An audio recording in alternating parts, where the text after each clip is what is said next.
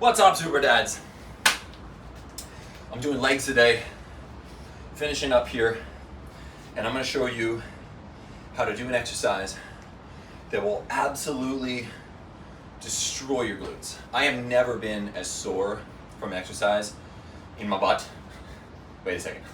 I've never been as sore in my butt from an exercise as this exercise makes me. It's not only me, my wife as well.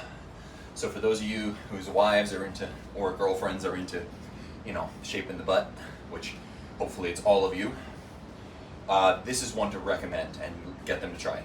Okay, now, you should all be familiar, I'll remove this for just a sec, you should all be familiar with a single leg deadlift.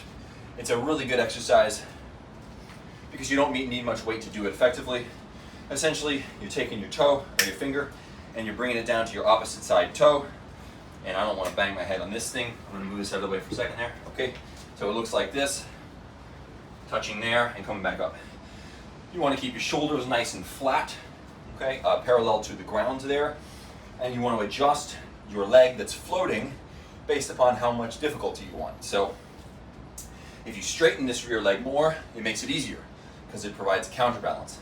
If you keep it sort of bent and pinned to the other leg, it's much, much harder.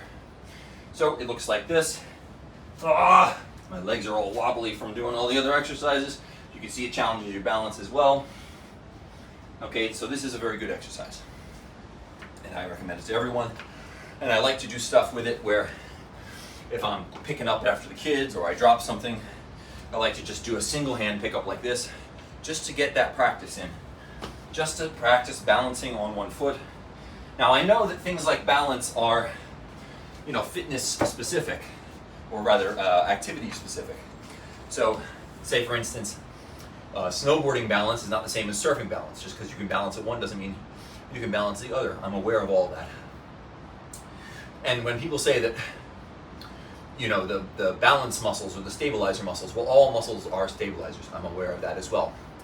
And also, having said that, there are a lot of little muscles that do not get attention if all you do is bilateral work on machines where you're locked in.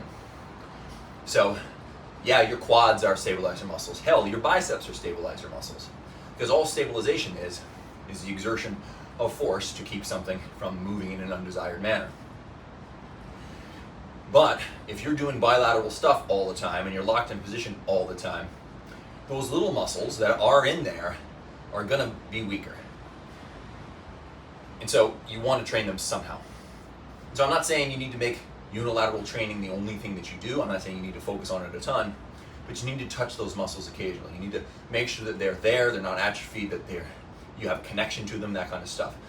So that when you go to learn a skill like snowboarding or skiing or whatever it is, those muscles don't need a whole lot of development. They're there, they're ready to be trained for the activity in question. Okay, so there's my little spiel about why you should do single leg stuff occasionally. Now, the exercise I'm going to show you actually takes the balance element out of it, and that is why it is so goddamn effective for hypertrophy. So, I'm going to ask you to get a weight. You don't want a weight that's super heavy, and I'm going to ask you to get something that's around hip height, or maybe a little bit lower. Raise up a little bit so that it's around my hip height. And all you're going to do is the same single leg movement, but you're going to do it with a weight. So we'll see how this looks. Touch, and up. Touch, now you'll notice it's a short range of motion. I'm not coming all the way up, I'm keeping tension in the glute muscle and making sure to accentuate that bottom portion and really stretch it out. Go with this until failure. I would say do 2 sets. Switch sides in between. Keep that low back flat. Oh, yeah. All right. Now, I could probably get one more, but I am going to do another set. And I don't want you to see me tear my ass cheek off. I don't know, that might actually increase my views, who knows. So, do one side, do the other side, go back and go back. That would be my recommendation here. You're probably not going to need a super heavy weight. I'm using the kettlebell for this. It's not ideal because it is so long, and so it's going to touch the ground sooner than I would like. So for those of you who have a dumbbell that they can use, dumbbell is probably a little bit better since it doesn't hang down quite as low and lets you get more of a stretch.